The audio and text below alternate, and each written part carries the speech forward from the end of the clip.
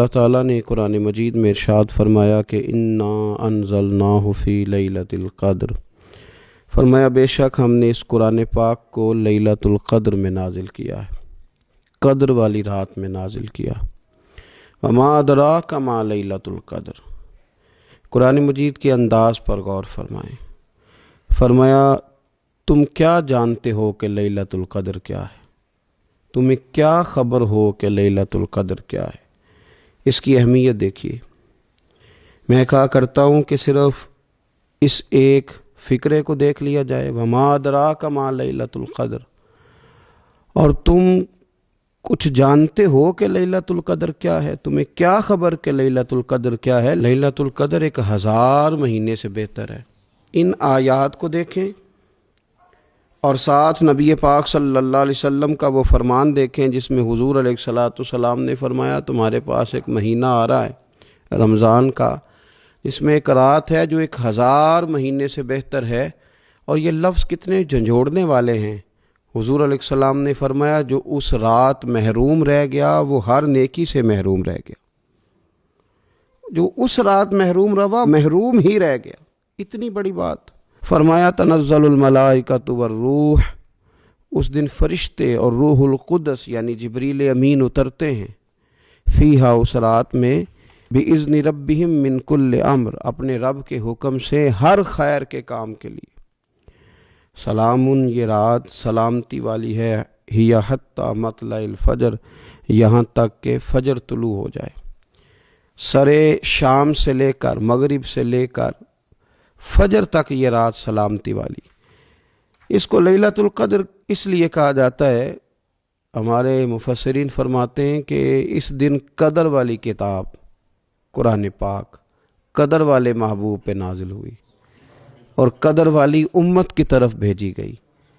نبی پاک صلی اللہ تعالیٰ علیہ وسلم نے جب پرانی امتوں کی عمریں دیکھی، نہ کسی کی 1000 سال ہوئی، کسی کی اس سے زیادہ ہوئی، تو اللہ کے محبوب علیہ السلام کے دل مبارک میں یہ خیال آیا کہ میری امت کی عمریں تو بڑی تھوڑی ہوں گی، تو کیسے اتنی لمبی نیکیاں کر سکیں گے؟ تو اللہ تعالیٰ نے پھر لیلۃ القدر عطا فرمائی۔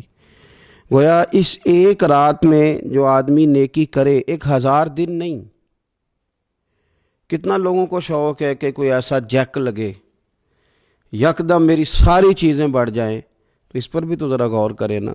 یہ ایک رات 1000 دن سے نہیں، 1000 مہینے سے افضل ہے۔ 1000 یکدم آپ کی نیکیوں کی عمر 1000 ماہ تک چلی جاتی ہے۔ کتنی بڑی فضیلت کی بات ہے۔ میرے رسول کریم صلی اللہ تعالیٰ علیہ وآلہ وسلم خاص توجہ دلاتے، اس رات کے حوالے سے خاص توجہ دلاتے۔ اور یہ رات کب ہوتی ہے؟ صحیح حدیث میں موجود ہے، نبی پاک صلی اللہ تعالیٰ علیہ وسلم نے فرمایا کہ اسے رمضان کے آخری عشرے میں تلاش کرو۔ گویا یہ جو 5 طاق راتیں ہیں نا، 21ویں، 23ویں، 25ویں، 27ویں، 29ویں، ان طاق راتوں میں اس رات کو تلاش کرو۔ اس رات اللہ کے فرشتے نازل ہوتے ہیں، آسمان دنیا پر، زمین پر فرشتے اترتے ہیں۔ حضرت جبریل امین علیہ الصلاۃ والسلام انہیں لے کر کے آتے ہیں، اور فرشتے کیا کرتے ہیں کہ جو بندہ اس رات اللہ کی یاد میں موجود ہو، جو بندہ اللہ تبارک و تعالیٰ کے ذکر میں موجود ہو، جو بندہ اس دن اللہ تبارک و تعالیٰ کی بارگاہ میں کسی بھی طور پر حاضر ہو، فرشتے اس کے لیے دعائے مغفرت بھی کرتے ہیں اور رب کی بارگاہ میں التجائے رحمت بھی کرتے ہیں۔ اور ایک روایت میں ہمیں یوں بھی ملتا ہے کہ فرشتے اسے مصافحہ بھی کرتے ہیں، ہاتھ بھی ملاتے ہیں۔ دیکھیے نا کتنی سعادت مندی ہے کہ انسان عبادت کر رہا ہو اور فرشتے اس کی زیارت کو آئیں۔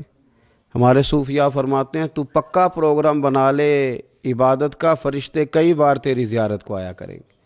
اور پھر ایک اور بات یہاں بڑی قابل توجہ ہے کہ انسان جب محسوس کرتا ہے نا مجھے کچھ دیکھ رہا ہے، تو ذرا اس کی عبادت کا انداز بھی تھوڑا تبدیل ہو جاتا ہے۔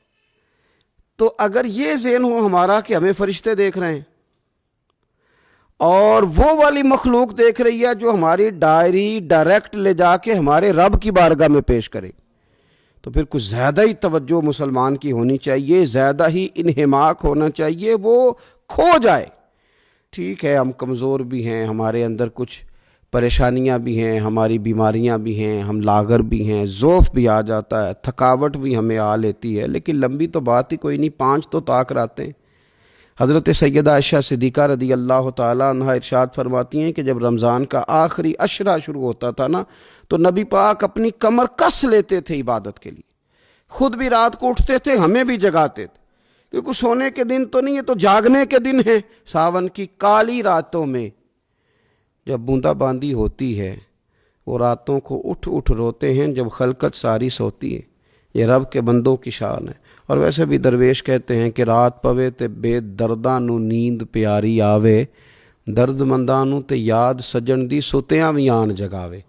تو یہ وقت ہے خاص، اس خاص وقت اس بات کی طرف ضرور توجہ کرنی چاہیے۔ اور یہ جو کہا گیا نا کہ فرشتے نازل ہوتے ہیں بِإِذْنِ رَبِّهِمْ مِنْ كُلِّ امر، اللہ کے حکم سے آتے ہیں اور ہر کام کے لیے، ہر امر خیر کے لیے آتے ہیں۔ تو اس میں بھی ہمارے مفسرین نے لکھا ہے کہ وہ تمہارے لیے پورے سال کا فیصلہ کریں گے کہ تمہیں کیا دیا جائے گا، تم کیا حاصل کرو گے اللہ تبارک و تعالیٰ کی بارگاہ سے۔ تو اس کا معنی یہ ہوا کہ پھر تو یہ لینے کی رات ہے۔ ایسا نہ ہو کہ فرشتے آئے ہوں رب کی بارگاہ سے یہ پیغام کرم ہو کہ دینا ہے اور لینے والے سو رہے ہوں، وہ آرام میں ہوں۔ تو یاد رکھیں خیرات اسی کے پیالے میں آتی ہے جس کا پیالہ سیدھا ہوتا ہے، اور اگر پیالہ ہی سیدھا نہ ہو تو خیرات پھر پیالے میں نہیں آیا کرتی۔ تو پھر اس کو جو کہا گیا نا کہ یہ سلامتی والی ہے، تو اس میں ایک اور بات بھی ہمارے پھر مفسرین نے لکھی ہے کہ اس رات، شیطان تو ویسے ہی قید ہے، اس رات بندے کا نفس بھی نہیں اسے تنگ کرتا۔ یہ طاق راتیں اتنی حسین ہے کہ تھوڑی سی بندہ ہمت کرے تو اللہ عبادت کے لیے اس کے دل کو قرار عطا کر دیتا ہے، اسے سکون ملتا ہے، طبیعت ٹھنڈی ہو جاتی ہے، اور وہ بڑے ذوق کے ساتھ اللہ کی عبادت کرتا ہے۔ خوب بیداری کا مظاہرہ کریں طاق راتوں میں۔ میں نے رمضان سے پہلے مشورہ دیا تھا کپڑے وقت پہ خرید لو عید کے، اور وقت پہ سلا لو، اور وقت پہ چیزیں لے لو۔ یہ جو خاص دن ہیں عبادت کے، یہ لوگوں کے بازاروں میں گزر جاتے ہیں۔ یہ زیادہ تر وقت ہمارا خریداری میں اور شاپنگ میں اور ایسے مہمل کاموں میں صرف ہو جاتا ہے کہ جن کی وجہ سے یہ خاص چیزیں جو ہمیں میسر آنی تھیں ان سے ہم کئی دفعہ رہ جاتے ہیں۔ تو اس رات کرنا کیا ہے؟ زیادہ سے زیادہ کھڑے ہو کے رب کی عبادت کریں، قرآن شریف کی تلاوت کریں، استغفار پڑھیں۔ سیدہ طیبہ طاہرہ حضرت عائشہ صدیقہ رضی اللہ تعالی عنہا نے عرض کی یا رسول اللہ اگر مجھے یہ رات مل جائے تو کیا پڑھوں؟ تو فرمایا عائشہ تم یہ دعا مانگنا، اللہم انک عفو، اے اللہ بے شک تو درگزر کرنے والا، تحب العفو، اور تو درگزر کرنے کو پسند بھی کرتا ہے، فاعف عنی، ہم سے بھی درگزر فرما، ہمارے گناہوں کو معاف فرما۔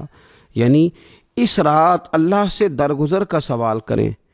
جو لوگوں کے سامنے اپنی خطائیں ہوتی ہیں وہ تو ویسے بیچارے ہر وقت معافی مانگتے رہتے ہیں، جن کے پیش نظر اپنی غلطیاں ہوتی ہیں، جو اپنے رب کریم کی بارگاہ میں حاضر ہونے کا ارادہ رکھتے ہیں صاف ستھرا ہو کر، وہ تو ویسے ہی معافی کے طلبگار ہوتے ہیں۔ تو یہ تو خاص چانس ملا ہے معافی مانگنے کا، تو بالکل سستی کا مظاہرہ نہ کریں۔ بالخصوص وہ لوگ جو اعتکاف میں موجود ہیں، نیند تو کسی وقت بھی آ جاتی ہے، آپ دوپہر کو بھی ذرا چپ کر کے لائٹ آف کریں تو یہ آ ہی جاتی ہے۔ آپ سر شام بھی تھوڑا سا کھانا کھانے کے بعد اگر کمر سیدھی کرنے کو بھی لیٹ جائیں تو نیند تو پھر بھی آ ہی جاتی ہے۔